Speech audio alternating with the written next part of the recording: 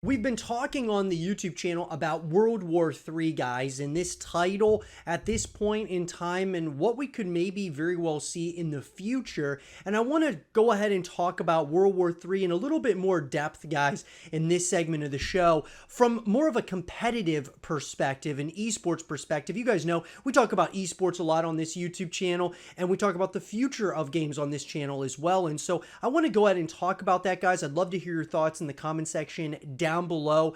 World War III, guys, let's get into it. So, guys, obviously World War III, it's a tactical online multiplayer first-person shooter, and this is a title, guys, that I've played, and really at the end of the day, I've enjoyed it overall. Now, there's been a couple of things I've been a little bit critical of when it comes to World War III.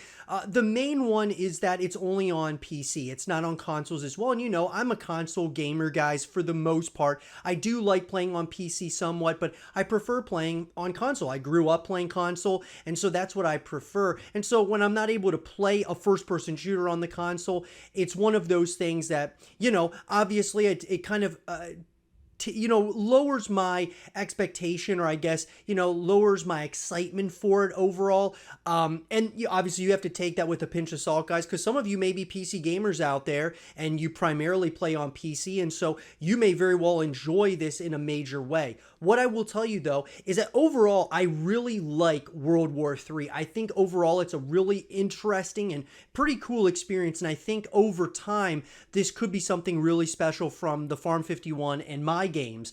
And so let's talk about from a competitive perspective.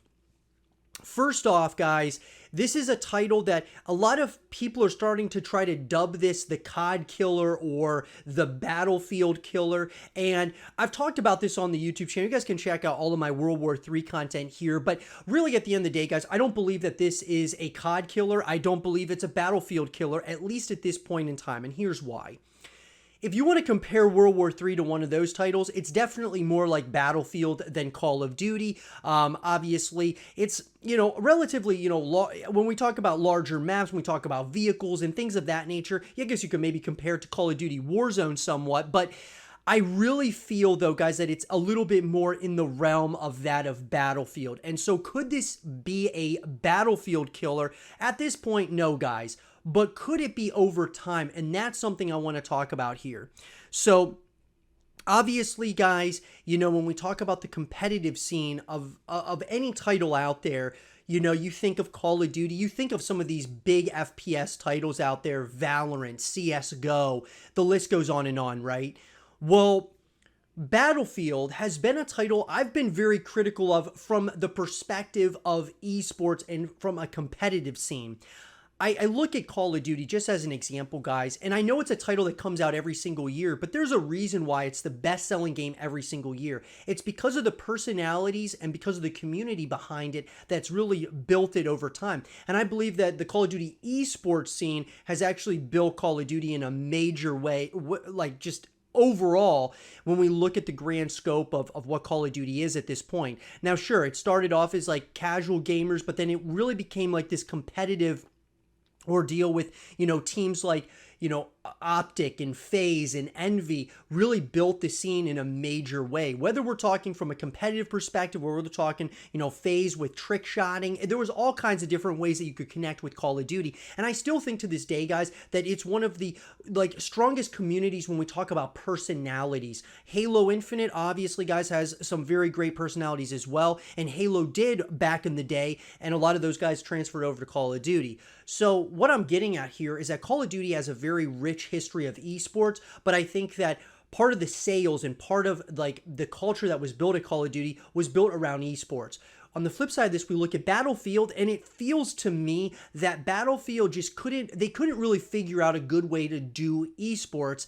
And to me, I think it was a major misfire, and I think that really they needed to focus more resources on the esports scene. We're having this issue right now with Call of Duty and the Call of Duty League currently, but with Battlefield, it always felt like this could be a competitive game. It could be a competitive esport. Whether they wanted to have, a competitive rank list where, the maps are a little bit smaller, or even if it's larger, kind of like Warzone or Battlefield's Firestorm or whatever it is, guys, they could create an esports scene around this or a competitive scene around it, and that could really build narratives and things of that nature that could make it really special. And I feel like it's been a major misfire with EA.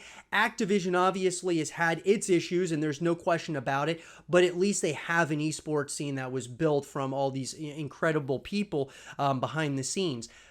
That being said, that leads us to World War III here. So World War III has the opportunity, and I've said this in the past, to take things that Battlefield has failed to do or that they're not doing. And one of those is esports. One of those is a competitive scene, guys. Competitive playlist, ranked playlist, league play, whatever you want to call it, guys.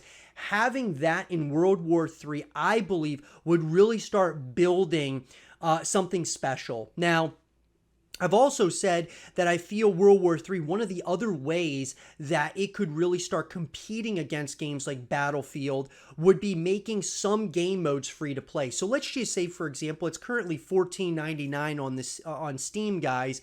And so if you were to, obviously you can purchase it, but let's just say you decided that you wanted to go ahead and, play those have that ranked playlist free to play. It's going to bring a lot of people in because they're at least going to try it out. And that's what I feel that the Farm 51 and my games need to do in order to really build more exposure around World War III. At this current juncture, it is not the COD killer. It is not going to be the Battlefield killer. However, at some point or another, now, it very well could be. I think if the developers and publishers really move in a direction where they continue to try to build upon what they've started here. Now, I'll give you another example of a game that's out there that is really disrupting the space in a pretty major way, and that's Escape from Tarkov. This is another title, guys. This came out about a year before World War III did, and we see what it's doing now. So could World War III be the next Escape from Tarkov? I think it certainly could. There's definitely a possibility there, but I think there's ways that it could definitely get there a little bit quicker. Or it could definitely start building a real culture around this title. I think that could definitely happen from not only just the community members, but also people creating content around the game. Which I'm going to be creating my fair share of content around World War III, guys, because I do enjoy this title quite a bit, and I think that it's got a lot of potential.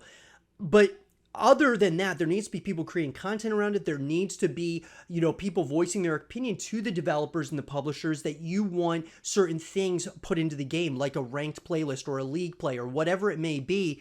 And creating more game modes and things of that nature could really help World War III long term. Now, who knows what the long term, kind of vision for this game is at this point from the Farm 51 and my games, but I will tell you guys that I'm very excited to see where this title goes, and I think that it could capitalize on some things that EA hasn't done with Battlefield. Some things that obviously Call of Duty is getting wrong right now. I do believe Call of Duty is going to get it right at some point, but we look at a game like Halo Infinite and wow, it's unbelievable. 343 knocked this thing out of the park so far, making it free to play, that being the multiplayer, and creating a real culture back around Halo. And now it's coming back up there. I mean, it was the big brother to Call of Duty for many years, and then Call of Duty surpassed it, and now Halo Infinite feels like it's starting to already gain on Call of Duty once again. Lots of people are moving from Call of Duty over to Halo. I mean, it's unbelievable what's happening there. And so World War III, I think, is a title that can coexist with these other FPS titles, and it could really take an opportunity, I believe, out of the Battlefield book, but really kind of turn it upside down in a way in which, obviously a way that Battlefield never did, and that's really diving full-blown into the competitive and the esports realm of that style shooter. But what do you guys think? Would you want to see World War III as a competitive esport? Do you think that it should just be what it is, guys, as a tactical online multiplayer first-person shooter game? Do you think it needs to be on consoles or just PC? What do you guys think about it? Let me know in the comment section down below. And for more World War III content and videos, stay here with Zero TV.